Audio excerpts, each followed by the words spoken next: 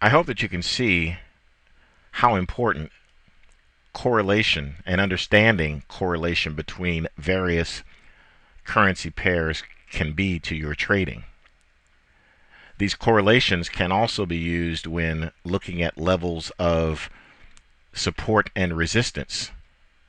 So for example, we'll pop here to a daily chart and we'll just run into this as a sort of an added little uh, level of bonus coverage. Okay, let's draw this. Okay, horizontal line here. Also, I'd like a corresponding horizontal line there.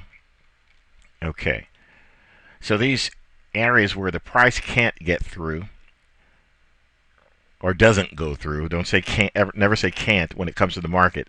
The price seems to be tough. It resists going through the top of that.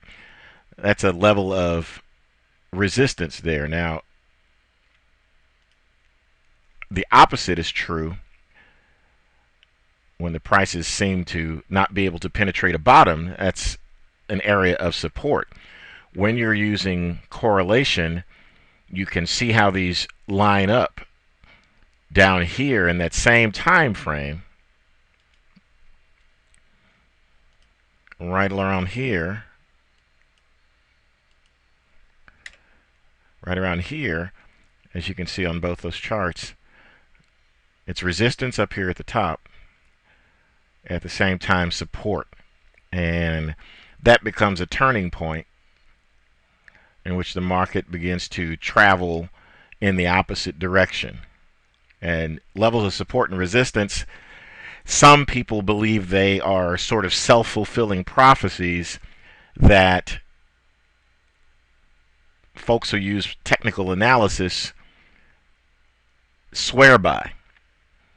But the reality is, you can see there are certain levels where, self-fulfilling prophecy or not, where the price seems to bounce off this invisible ceiling, if you will, and it seems to bounce off this invisible floor. And looking at these types of prices and levels gives you a lot of insight into things which may happen at some point in time in the future.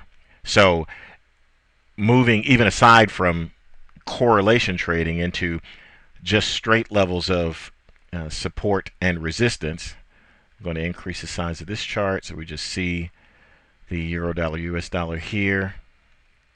Okay, you can see we bounced off this level. This is a daily chart.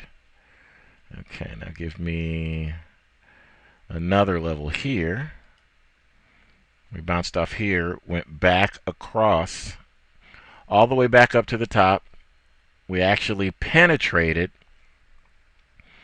but you can see this here, this candlestick pattern. We moved back down. Then we tried to penetrate again, and we came all the way back down to this level. Now, everyone who follows support and resistance will be looking for things to stall out at this particular level. And as you can see, they did, because we had a big bounce up, almost, well, it was past the halfway point of the previous day. We had a big bounce up, and then we started back down again. So we may see that prices may attempt to penetrate this level and go further down. Then the next point to look for would be down here. So support and resistance gives us a number of things to look at. And one of the important things is a level of risk and reward. So say, for example, we're up here and we travel down, we come down here, and we're moving back up. So we've identified this as a level of resistance, and we're wondering, okay, how much can we risk if we wanted to go short? I mean, you start to see the spinning tops, the candlestick patterns here. which are indicating that this upward trend is exhausting. That's basically a doji right there for all practical purposes. And we're expecting price to come up near here and bounce down. So if you were looking to get long in this area, for instance, you already see that there's resistance up here. So if you're already looking to get long and there's a possibility there may be a bounce off resistance, then your reward is not that great. Whereas the risk on the short side from here down to this level of support is pretty huge. It's pretty huge. Okay, so that makes perfect sense. You can see this for yourself, and these levels are true really regardless of the market. I'll pull another market over here, and we can draw some levels so you can get a quick look at what's going on. Let me turn off auto return there. And say we'll just go back a ways. Okay, and let's look at our resistance being up there, our support being down here, and let's go by here one at a time again. We bounce off. We're moving up nicely. Now you'll notice this may be a more major level here, and as we come down further, other levels come into play. Okay, you can see this level here moves up, bounces off that level, comes back, bounces off that same level that we previously identified. Let's see what happens as we move on. Okay, bounces off the level, goes up, doesn't quite make it, comes back down. It's pretty even along here. This period in which the price moves back and forth is known as congestion and consolidation as well. Those are two names used for it. This entire corridor can actually be considered a huge channel of congestion. Now, as you can see, stalled around here long enough without going up. Sometimes that's an interesting sign too. Okay, and move down nicely. Okay, so we're going through and we're drawing levels of support and resistance as prices change. Okay, here we go. We have new support there, new resistance there, falls down through,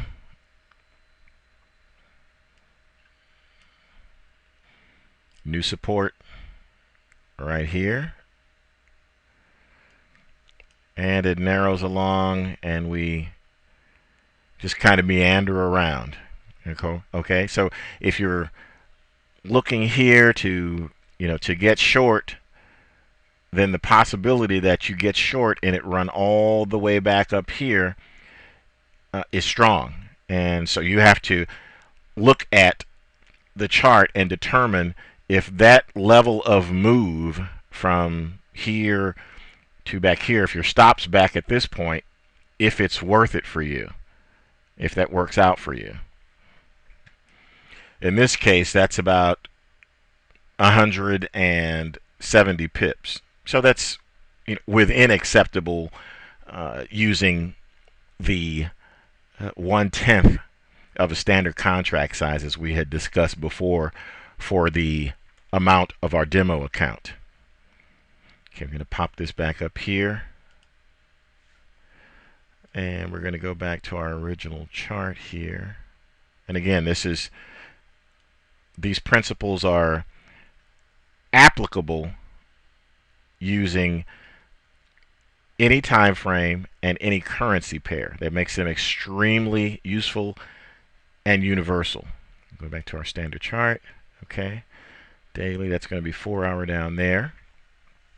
So what we've covered is setting up our MetaTrader software, first downloading and installing. We've covered the file menu, the insert menu, installing and activating indicators. We've also covered basics of MetaTrader charts, as well as an introduction to the all-important risk control.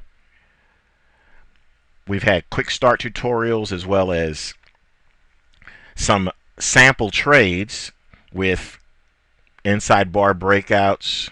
We've looked at channel breakouts. We've looked at support and resistance. We've looked at a number of different things here. We've looked at how to actually place orders. We've looked at controlling our risk, which is quite naturally of paramount importance.